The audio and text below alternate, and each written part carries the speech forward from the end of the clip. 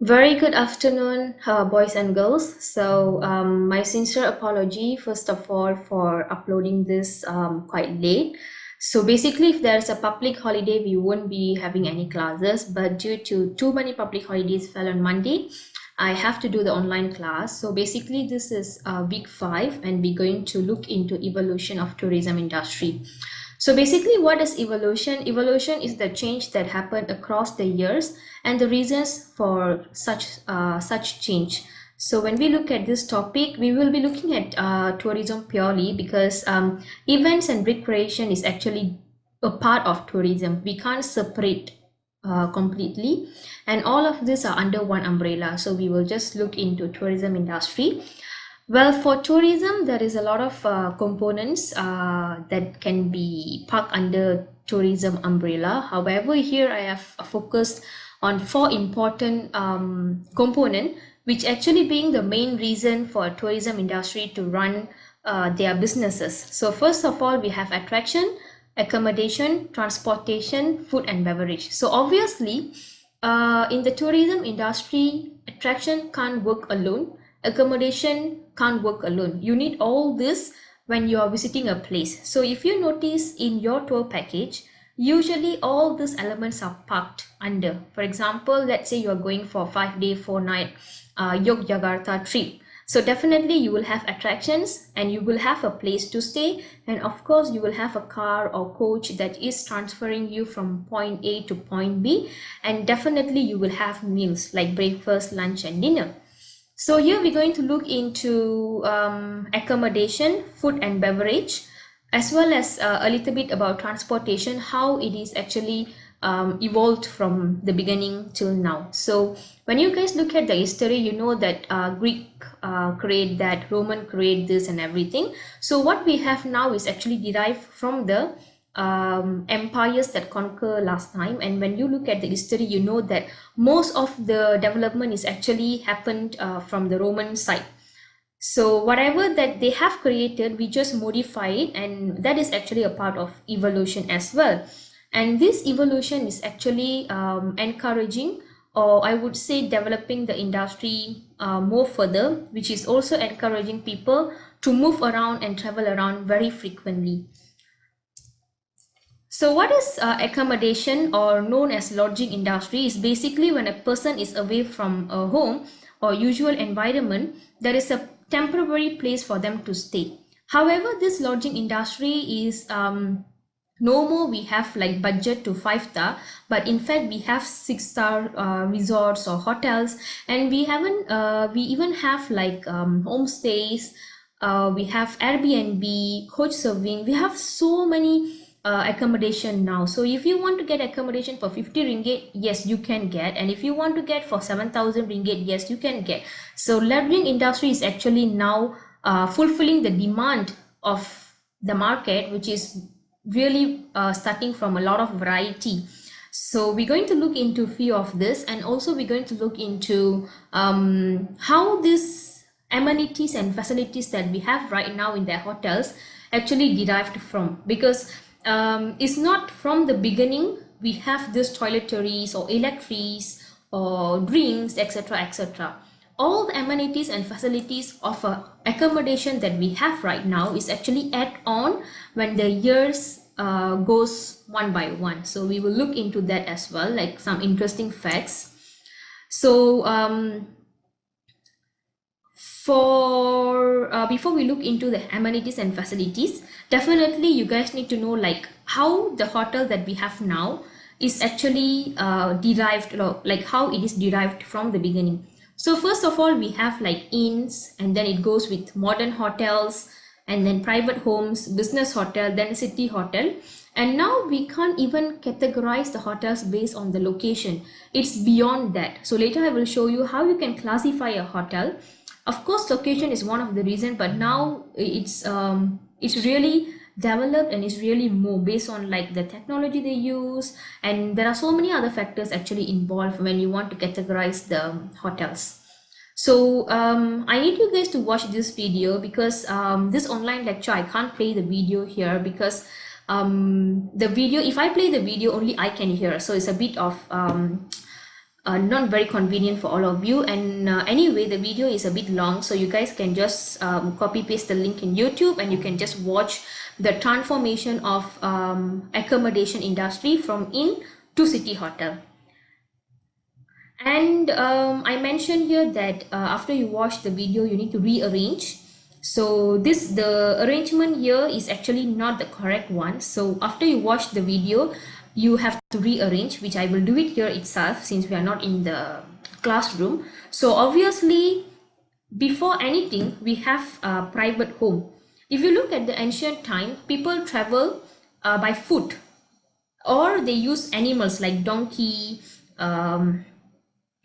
camels, elephants, horses to travel. So obviously you can't travel 200 kilometer in a day like what we do now from here to Malacca. So you definitely need to stay somewhere in between, and that's where we have private home that time, where now we call it as Airbnb. So you can see that the trend is actually coming back again. However, last time when they refer it to private home, they don't really charge anything. It's more works on the butler system, where you stay, then you just give something to them in return.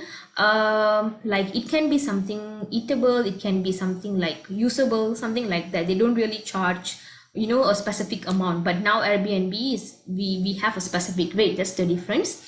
After private home, we have inns. Inns is like kind of budget hotels, which is providing you a bed to sleep and probably a shared bathroom. So it doesn't have a luxurious or private facilities or amenities that you can get in an average hotel. And then it's moved to a city hotel, where it started from first star, 2 star, 3 star, until 5 star, and now people claim there is also hotel until 7 star. So that's how city hotel came into the picture. And why they name it as a city hotel is because obviously people travel from one part to the city to sell something, to trade something, because in the cities where you can find a lot of people to do business. So that's how they have a city hotel. But when the time passed, the city hotel become a modern hotel, where people is also try to accommodate every target market. It's like not only the business people, but everyone literally can stay and can do whatever things that they supposedly to do. And then we have the business hotel. So this business hotel is mainly for people who are going for conferences, MICE, and they need to stay over somewhere. So most of the time, these conferences and MICE will happen in the hotel itself. For example, one of the example is you can look into Asia Euro Conference. Asia Euro Conference happen every 2 years once, and every time they will select a hotel, and that's where the meetings, MICE, conferences, everything will take place. So the main customer of this particular hotel will be business market, and that's how they earn. And sometimes this business hotel also comes with a golf course and also spa, because sometimes the businessmen do travel with the family, particularly wife. So when they go for a meeting or when they go for conferences, the wife usually go for spa or shopping. And when the men have a free time, they will go for golf course. So most of the business hotels do have golf course as well as spas. So after you watch the video, you can actually rearrange. This is the correct order. And this is the private home that I refer to. So if you go to some part of the world, like for example, if you go to Sri Lanka, if you go to India, you still can see the outside the house, you can see a big veranda like this, where usually this is for people to just sleep over, just for free of charge. You can just sleep over, you can just take rest. So that's the main purpose of why they have a very wide and huge veranda outside. And still, if you go to India, you can see this type of houses in the villages. And of course, now, at our homes, it's very risky for us to have this kind of thing, because it's not safe due to the increase in the crime rate. But however, this is how the accommodation that we have now actually derived from a simple texture of, giving people a space to sleep over for a while and to take a rest for a while. Okay, so this is actually some facts about the origins of particular accommodation types around the world. So it's believed that the rest houses, the first one was built in Florence in 1282, and the inns of self-service, meaning that you will check in by yourself, you will do things by yourself, and usually these inns doesn't provide breakfast or any type of meal, which is actually started in Paris first. And cafes and coffee houses were opened by Pascal in Paris and London for the first time in 16th century. So Pascal is actually a French surname. So he is the first person who come up with the concept of cafe and coffee. And then slowly we have like English inns, which is developed around the UK London area, and which is actually have private washroom and some basic amenities. So that's what roughly they have in 17th 18th century. And 19th century we started to have different categories of hotel with a lot of luxurious facilities and amenities. So here we can see that continue of the previous slide where the first city hotel, the first business hotel, and etc. etc. So this is all just for your information. Nothing is coming out for your exam anyway. And this is actually some facts about hotels that first introduce amenities or facilities. For example, a particular hotel first time introducing toiletries, the toothbrush, the towels that we have, and after that hotel, then it's the facilities and amenities is copied by the rest of other hotels. So it's like anyway, we can't guarantee that these are the very first, but probably the very first recorded one. So we go through one by one. So here this is Nishiyama Onsen, and onsen is actually a type of spa which was very famous at that time in Japan, and still if you go to Japan, onsen spa service is a must to get it. So the title was held until 2011 by the Hoshirokan in the Awazu Onsen area of Komatsu, Japan, which opened in the year 718, as the history of the Nishiyama Onsen Kyunankan was virtually unknown. So according to the Guinness Book of World Record, the oldest hotel in operation is this Nishiyama, because you guys can see that it was opened in 707 AD, and until now still this hotel is being functioned at Japan, and you can see that it is operated by the same family for 46 generations, so which is actually amazing. And these are some interesting facts that you may wanted to know. And this is the City Hotel New York, which is said that the first building in America that especially built for the purpose of hotel. And you can see that approximately this hotel offered meeting rooms and became a social center. So you can see that this hotel is a city hotel, but they also have a purpose of accommodating the business market. So this is the very first building. And this is in Lismore House Hotel in Ireland. So the first purpose built hotel in Ireland. And this particular person who built the hotel, Duke, is actually provide guest accommodation for Lismore Castle and began serving its customer. So one of the interesting facts. And then we have the York Hotel Toronto, which is the first prominent hotel to serve what was then York. Upper Canada was the York Hotel located at King Street East and Berkeley. Built in 1805, it was a central social venue for the city. So basically in Canada, this was the very first hotel that was built and also served as a social venue at the city center.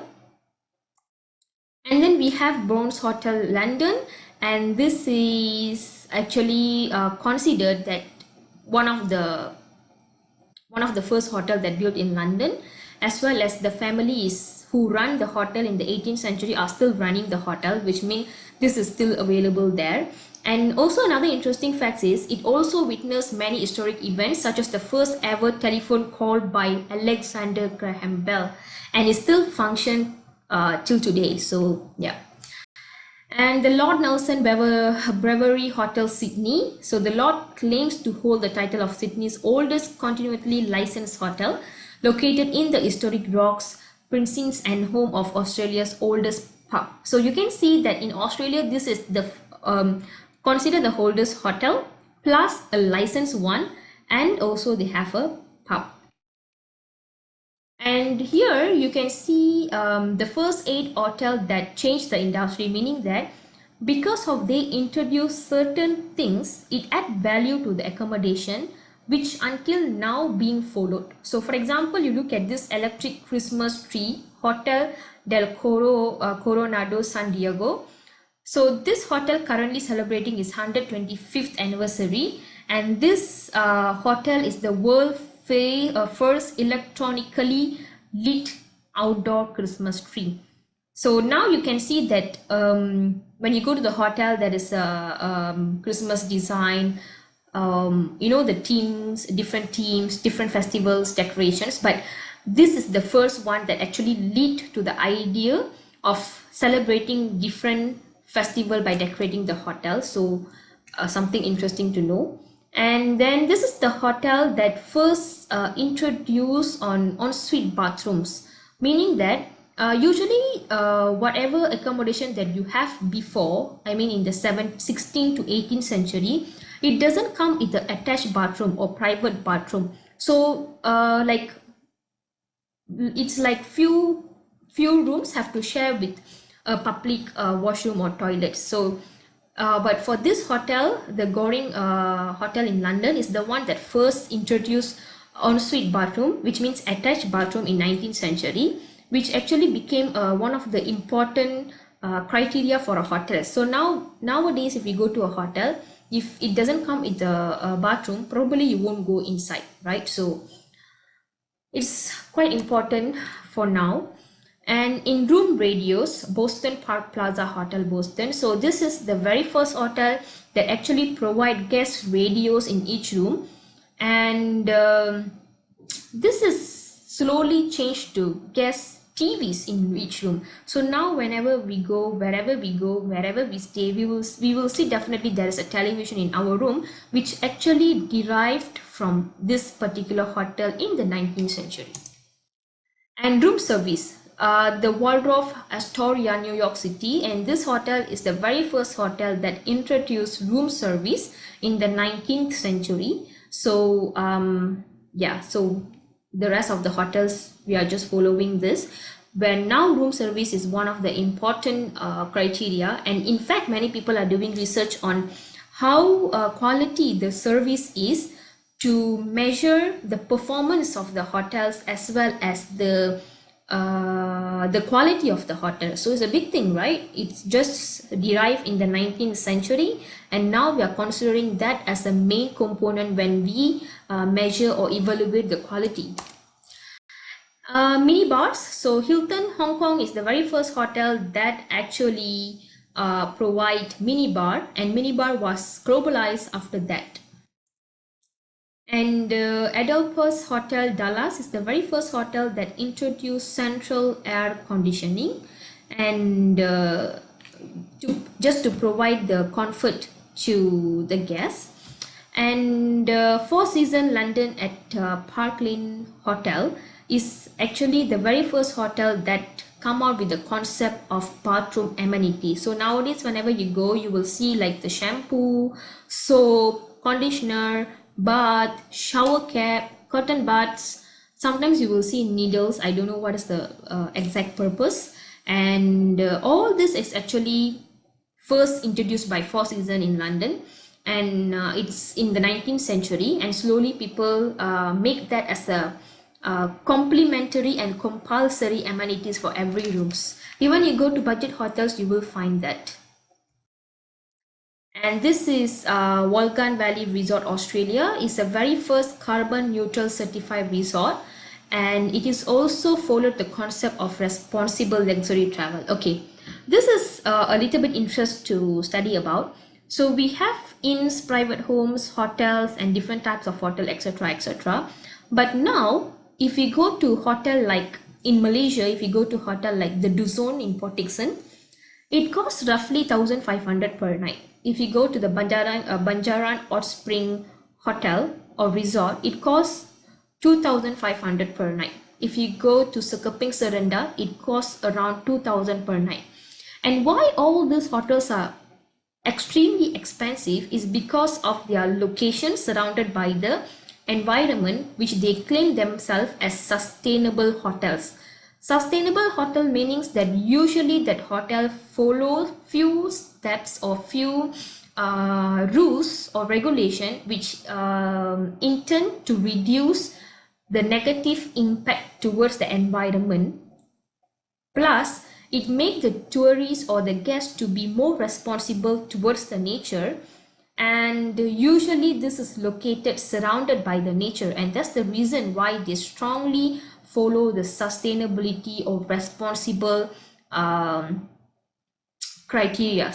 So usually this type of hotels are very expensive to maintain. However, it is fully utilizing or showcasing the beauty of the nature. So this particular hotel is the very first hotel that actually introduced the concept of responsibility hotels or sustainable hotels, meaning that this hotel or this resort is actually showcased that a resort or hotel can be built in the natural environment without spoiling or providing negative impact to the environment. So this is something good to know. And in Malaysia, we have a lots of eco-friendly or sustainable resorts. Maybe later I can go show you guys some of the pictures if I have here. So largest hotel. So this is something that is fascinated because Malaysia is a very tiny country among a lot of famous and hotspot country. And I usually tell you guys in class that Malaysia is not really known among a lot of people. However, surprisingly, when we look at this list, we will see that the third largest hotel in the world is actually First World Hotel, which actually consists of 6,118 rooms. And the first one is actually Ismailova Hotel in Russia, which consists of 7,500 rooms. And the second one is MGM Grand Las Vegas in USA. So now after the First World Hotel, the 4, 5, 6, the rest, you can find in Las Vegas. Las Vegas is actually very, very famous for hotels, and they have grand hotels with a lot of facilities and amenities because of their gambling industry. So huge skyscrapers kind of hotels you really can find in Las Vegas. However, I'm not really sure to say if we have to be proud about this, because Malaysia is actually going for the third place of having the largest one of the largest hotel, consists of more than 6,000 rooms. And I will tell you more story about this First World Hotel when I see you guys in the class, but this is just for a general information. And accommodation sector or lodging sector includes different types of accommodations. So here I have mentioned few types. It starts from hotels, resorts, timeshare, homestays, apartment, Airbnb, etc., etc. Caravan is actually a moving accommodation. If you guys usually watch travel channels, you can see that Europeans really like to do this caravan thing. Like after they retire, they just buy over a caravan. They change the caravan into a moving hotel, and they just travel by using that. And now Asians are slowly started to doing that. So caravan is something very interesting and very popular among Europeans. And type of lodging establishment. So actually lodging establishment or accommodations, you can actually categorize that based on the purpose most of the time. So here you can see casino hotels. Obviously casino is the main income for this particular hotel, and people who going there is actually to play to play, to gamble. So that's the main purpose, and that's why they name it casino hotels. A lot of examples you can find in Las Vegas, Macau, and Singapore. Economy hotel is for budget travelers who it can be for tour purpose or it can be just for stay over and etc. Commercial hotels are like Sunway Pyramid, where you have like shopping malls and you are there for commercial purposes. Resort hotel is most of the time is to rest and relax, and most of the time these resort hotels are nearby the nature environment, mostly nearby the sea. Airport hotel, based on the name itself, you guys know that it is for the stopovers, or you are just here for 1 day 2 days and you are taking an early flight. So this is just to accommodate the market who are just there for just overnight.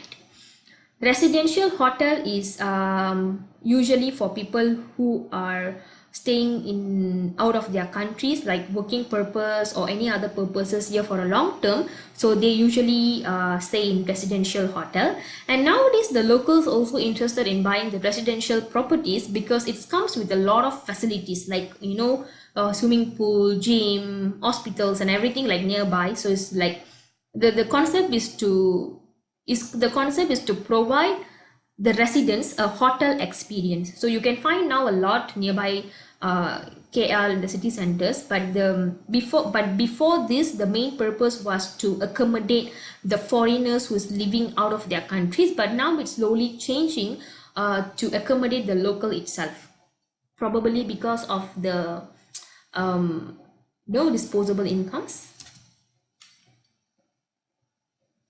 Okay, these are the eco or sustainable hotel that I was referring to you guys just now. So here you can see how these hotels are located. So really it's fully surrounded by the nature concept, and it's like you're living with the nature.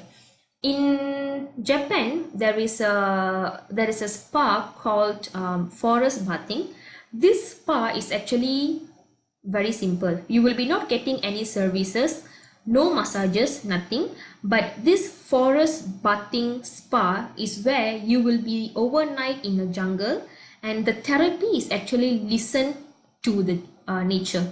So when you wake up in the morning, when you listen to the birds, listen to the sound of the insect, that is actually the therapy, and they're charging for that. So it's pretty funny, but yeah, if we are in a life which is very rushing, we have no time to stand and look at the nature to experience and enjoy whatever the nature has to offer. So now that already become a business. So here you can see that a lot of examples that I have mentioned, and you can see the second picture I mentioned, the Filia Resort.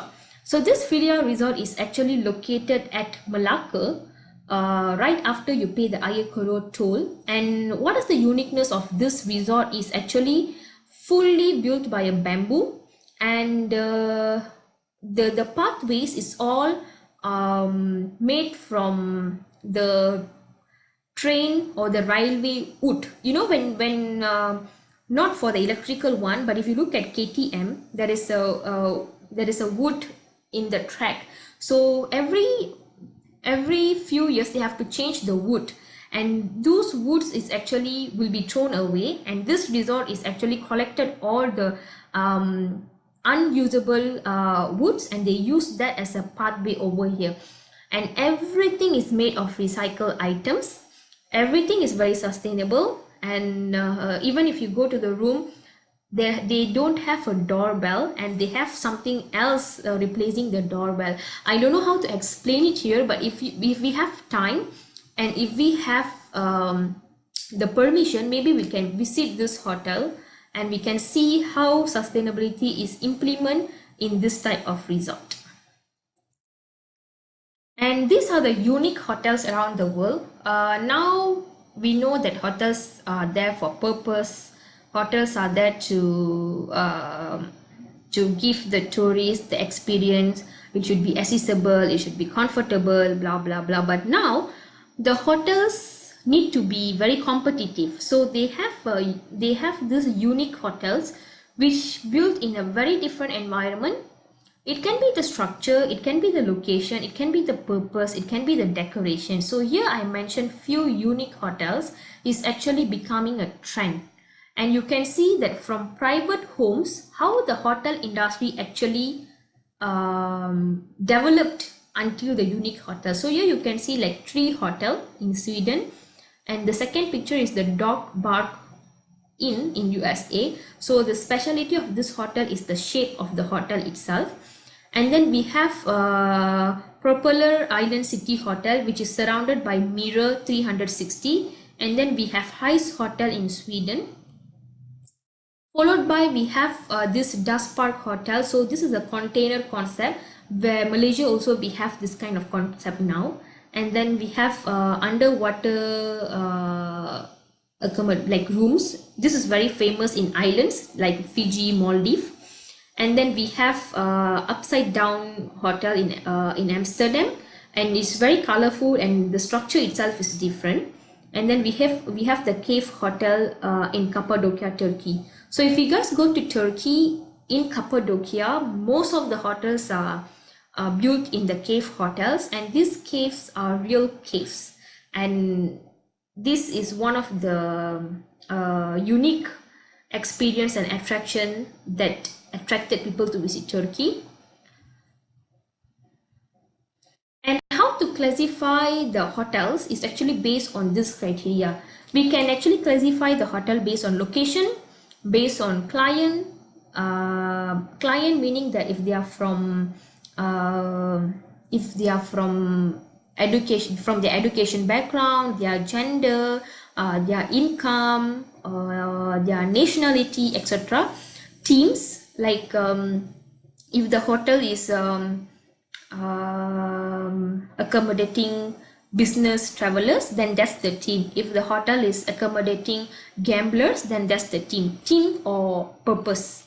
And number of rooms, like you can see the largest hotels. How we know is the largest hotel? Based on the number of rooms. Price, because price make us to differentiate whether it's a 1-star or 5-star or 4-star, and that's why then we have a star level. And size of the property, like how big the hotel is, how many rooms it has, how many facilities, amenities it has, level of service. So 5-star hotel, we know, right, when we go, the level of service, their attire, the professionalism, which you can't get in the 1-star or 2-star hotel. So these are the classification that you can use to classify if it's a hotel, is a 1-star hotel or 5-star hotel, or it's a budget hotel. So this criteria will help you to identify the hotels.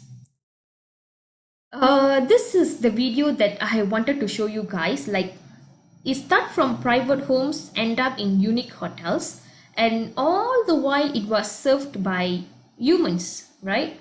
But now it went one step ahead, where nowadays hotels are operated by robots. So this is in Japan, the first hotel that is operated by robots, where the robot actually welcome you, give you the room key, bring you to the room. So it's very interesting. You can watch the video, and now you can find around the world there and here. The concept is already in use, in practical. So we will go to F&B. So before we go to F&B, you guys can take maybe a 5-minute break.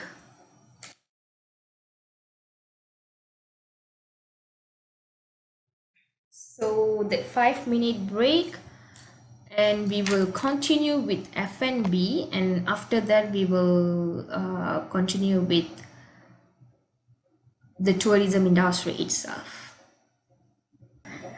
Hey guys, okay, for F&B, it believed that the word restaurant, or the concept of serving food, is actually derived from the French.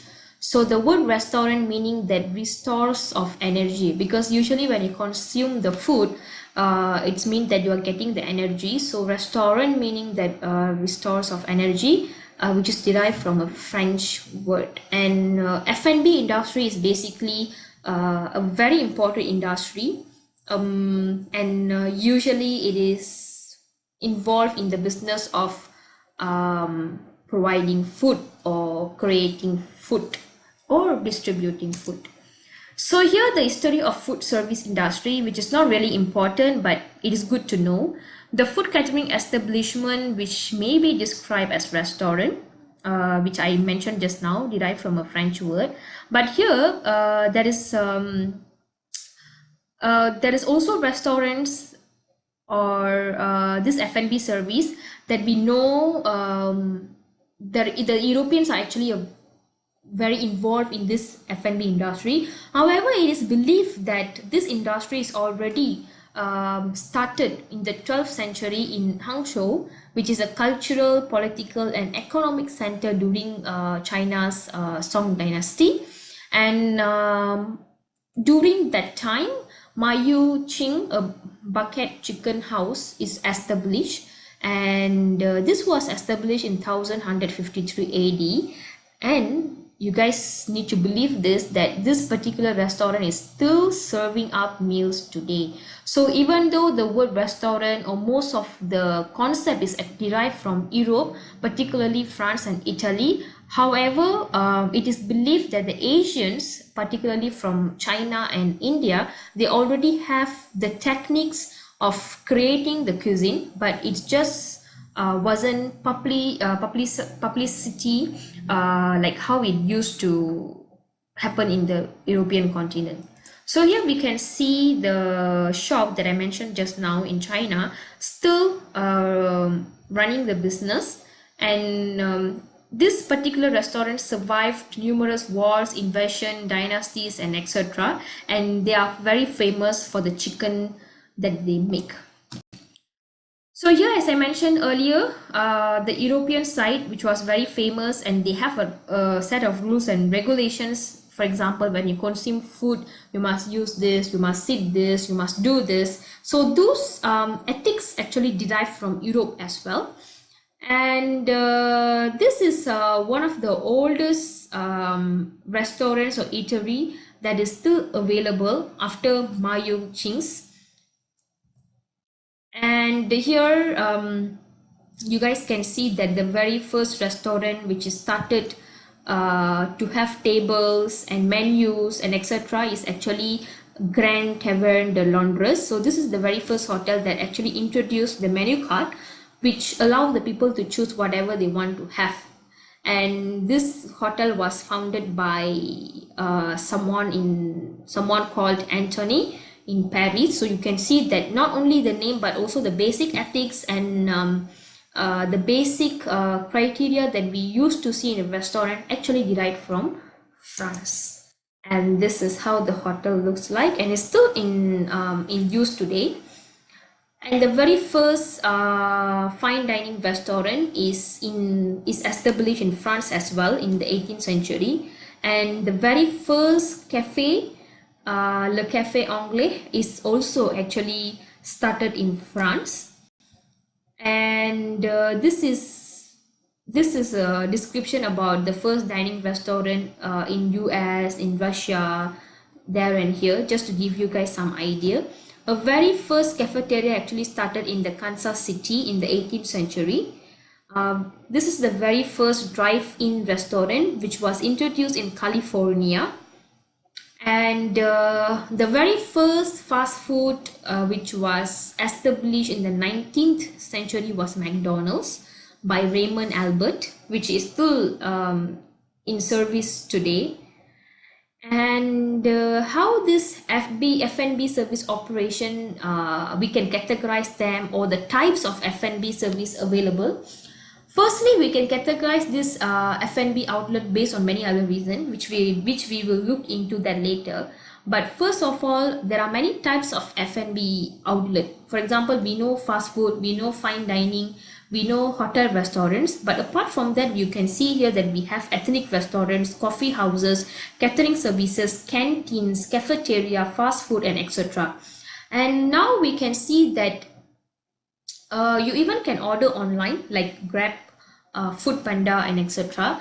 And recently there is also people introduced of eating via VR. So you guys know the VR, right? The VR kind of specs that you wear, and you can see you can just see the things and you can feel it. So people now introduce food, VR food, where you just wear the VR set and you will be feeling like, you know, you are eating different things.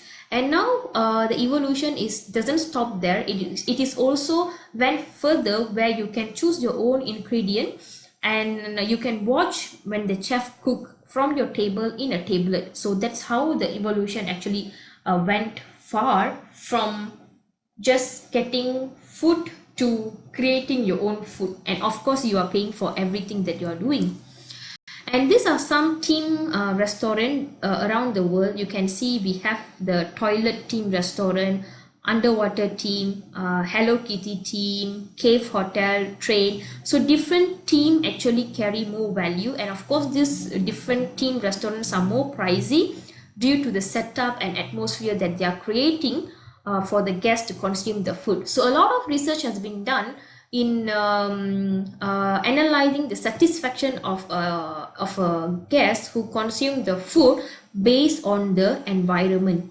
So environment is actually one of the important factor which is giving satisfaction to the tourists, which intend to make them as a repeat customer. So here I have two video links. The first one shows roller coaster restaurant, meaning that you are not eating in a roller coaster. Basically the food is delivered by a roller coaster, a small one. So you will be just ordering the food and your food will be delivered to you, not by the human but by the roller coaster. The second one is robot waiter. So as the technology is influencing every industry, same goes for F&B. So the robots are actually taking over the humans. So the robots will be delivering the food for you. Now the question here is, if a human serve a food for you, you can ask them if you want a fork, if you want a chopstick, or you can ask them, okay, you want chili sauce, you want soy sauce, that and this. But I don't really know how it's work with a robot, or it's work with someone who can't reply you back with whatever demand you have. So that would be the negative part of this technology. Oh, we come to the end. So we already looked into accommodation, we look into F&B. So now we look into tourism. Basically there's no slides for tourism development, because tourism development is happen based on the accommodation, based on the restaurants, the F&B industry. Activities you can't change, because activities is you are doing an activity based on the availability of the destination. So basically in the tourism industry, hotels and food making more evolution. And when it's come to tourism itself, we can see that tourism doesn't change, destination doesn't change, but the people change. So from earlier time, people select a destination based on, you know, its safety, availability of rooms, availability of food, accessibility, convenience, all those things. But now, do people really choose a destination based on this? Probably no. Maybe now people are choosing based on if a particular low-cost carrier is flying there, and if there is adventurous activity. You know, now the people who travel more is the generation Y, generation Z. Their perception, their wants, needs are so much different compared to baby boomers or generation X. Now people want more adventure, they want to take risk, they want to taste different type of cuisine, including cockroach, lizards, snakes, and etc. People are actually changing.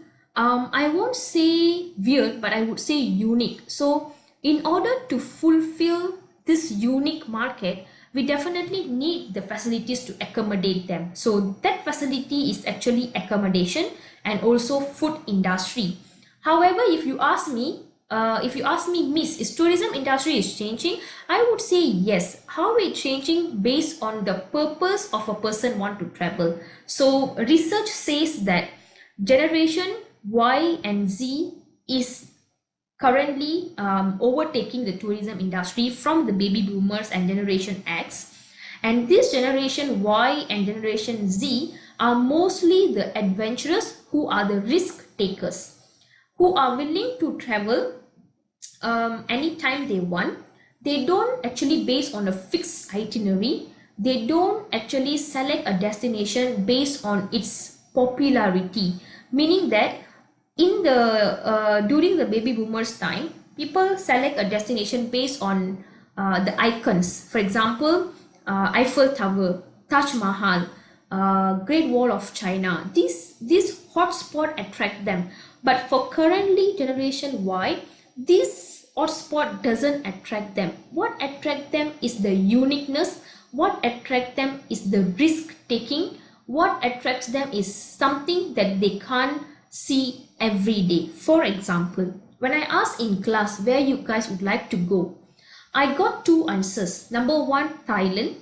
Number two, Singapore.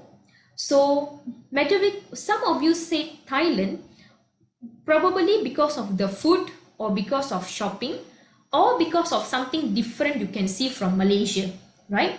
And some of you say Singapore. Do you really want to go Singapore to see the National Gallery or museum or the Merlion? Of course, no. You want to go Singapore because you want to go for the Universal Studio, or probably you want to go for gambling. So can you see the purpose is actually changing? That's how the industry is changing. So in order to accommodate this, F&B along with accommodation change as well. So now I post 3 questions here which I need you guys to discuss. Probably this might not come out in your midterm, but this might come out in your final, or this might come out in your midterm as well. So the first one is identify 3 usage of technology in food industry. I do mention some in between. Analyze 5 possible reasons for the rapid development. So one of the example I can say improvement in transportation. Example, the emergence of low-cost carrier from 2007. So this emergence of low-cost carrier actually increased the tourist arrival tremendously, and also it is open the connection to different part of the world which we never really thought to travel. Example, we can take AirAsia as an example, which started their business in 2003.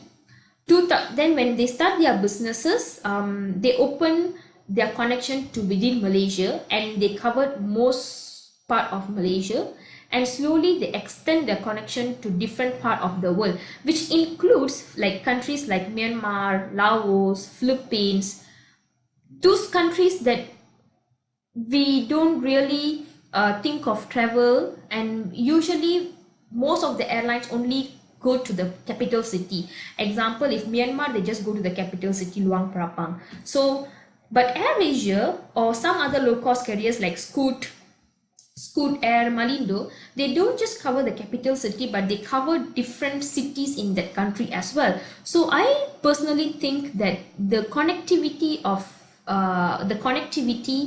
low-cost carrier is one of the main reasons for the rapid development. So you find the rest for identify 2 new trends of tourism industry, meaning anything that you think is a new trend, you can mention it here. So where you need to post your answer is, you need to post your answer at this link. Just click on the link and it will go to the Padlet site, and you just double click on the wall and you post your answers.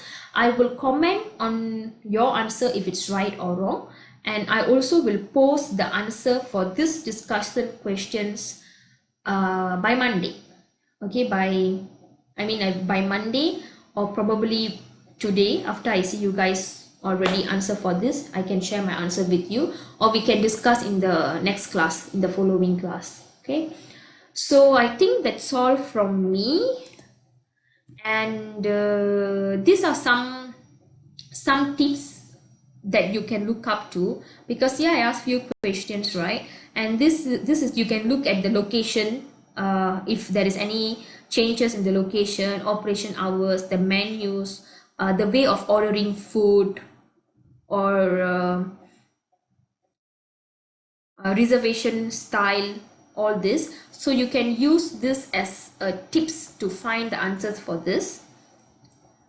And these are the references that you can actually find the information that I took from over here, and I think that's all. So if you guys couldn't understand anything, no problem.